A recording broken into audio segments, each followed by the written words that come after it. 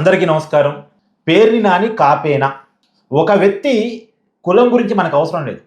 కానీ ఈ మధ్య కాలంలో వైసీపీ పదే పదే కూటమి పరిపాలనలో కాపులకేదో అన్యాయం జరుగుతుంది, కాపుల మీద చంద్రబాబు నాయుడు ప్రభుత్వం వివక్షను చూపిస్తుంది, పైగా పవన్ కళ్యాణ్కి సరైనటువంటి గౌరవం దక్కటం లేదు అన్నట్టుగా కాపుల్ని కూటమికి దూరం చేయడానికి, టీడీపీకి దూరం చేయడానికి, తన వైపు లాక్కోవటానికి విపరీతమైన ప్రయత్నం చేస్తుంది.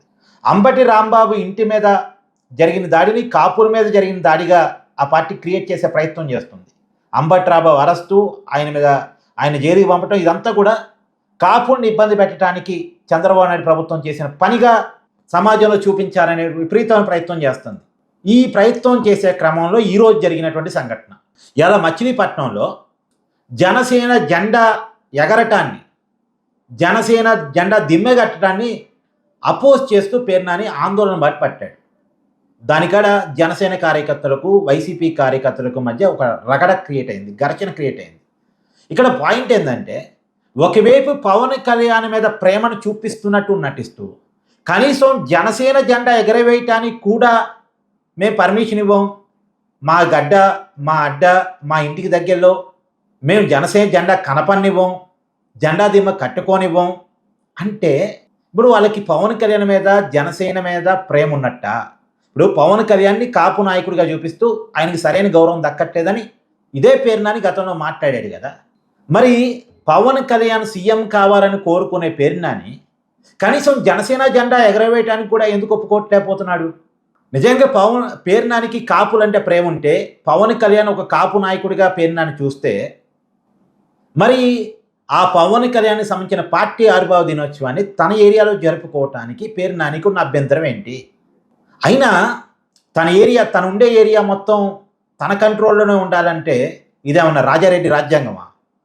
భారత రాజ్యాంగం కదా మన దేశం అమలయ్యేది. ఆ ఏరియాలో పేర్నాని ఇంటి పక్కన జనసేన కార్యకర్త ఉండొచ్చు, అతను తన ఇంటి ముందు జనసేన జెండా ఎగరవేసుకోవచ్చు. నా ఇంటి పక్కన నువ్వెలా జెండా ఎగరేస్తావంటే, పేర్నాని ఇంట్లో ఎగరేశారా? పేర్నాని ఇంటి ముందు ఎగరేశారా? ఆ ఏరియాలో ఎగరేశారు. అంటే జనసేన జెండా ఎగరటాన్ని, జనసేన దిమ్మ కట్టడాన్ని జీర్ణించుకోలేని పరిస్థితిలో పేర్నాని ఎందుకున్నాడు? నిజానికి కాపుల మీద పేర్నానికి ప్రేమ ఉంటే పవన్ కళ్యాణ్ ఎందుకని టార్గెట్ చేస్తున్నారు? గతంలో కూడా వైసీపీ అధికారంలో ఉన్నప్పుడు కూడా అంబటి రాంబాబు, పేర్నాని ఇలాంటి వాళ్ళని, కాపు నాయకుల్ని ముందు పెట్టి వైసీపీ కావాలని పవన్ కళ్యాణ్ని తిట్టించేది. మరి మనం కాపులం కదా, పవన్ కళ్యాణ్ తిట్టొచ్చా అనే ఆలోచన, క్వశ్చన్ ఎప్పుడు పేర్నానికి రాలేదా? తప్పు అనిపించలేదా? మనవాన్ని మనం టార్గెట్ చేయటం ఏంటి అని అనిపించలేదా? అంటే అవసరానికి కులాన్ని వాడుకుంటారు, కానీ అంతిమంగా జగన్మోహన్ రెడ్డికి గులాంగిరి చేస్తారు వీళ్ళంతా. ఇది జనానికి అర్థం కాదా? వీళ్ళ మనసులో ఉద్దేశాలు జనం అర్థం చేసుకోలేరు అనుకుంటున్నారా వీళ్ళు? నిజానికి వీళ్ళు కాపుల మీద ప్రేమ ఉంటే, పోసాని కృష్ణమురళి అనేటువంటి ఒక వ్యక్తి పవన్ కళ్యాణ్ ఇంట్లో ఆడవాళ్ళని తిట్టినప్పుడు, అది వైసీపీ పార్టీయే మాట్లాడినటువంటి పోసాని కృష్ణమురళికి వైసీపీ ఒక పదవిని కట్టబెట్టినప్పుడు, ఈ పేర్నాని, అంబటి రాంబాబు కనీసం వైసీపీని, జగన్మోహన్ రెడ్డిని ఎందుకు క్వశ్చన్ చేయలేదు? పైగా స్వయంగా జగన్మోహన్ రెడ్డి దత్తపుత్రుడంటూ, ఇంకోటంటూ భార్యను మారుస్తాడంటూ వ్యక్తిగత విమర్శలు చేసినప్పుడు వీరెందుకు జగన్మోహన్ రెడ్డిని కంట్రోల్ చేసే ప్రయత్నం చేయలేదు? వ్యక్తిగత దాడి ఎందుకు నీకని, అందులో మా కాపు నాయకుని నువ్వెలా తిడతావని చెప్పేసి ఎందుకు పాయింట్అవుట్ చేయలేదు? ఒకవైపు ఏమో కాపుల మీద ప్రేమ ఉందంటారు, ఇంకోవైపు పవన్ కళ్యాణ్ మీద ప్రేమను చూపిస్తూ ఉంటారు.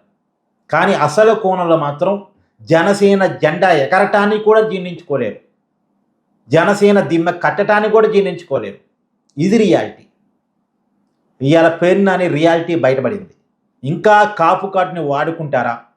వాడుకుంటే కాపులు సహిస్తారా? చూద్దాం. మీ కామెంట్ కూడా చెప్పే ప్రయత్నం చేయండి. Thank you.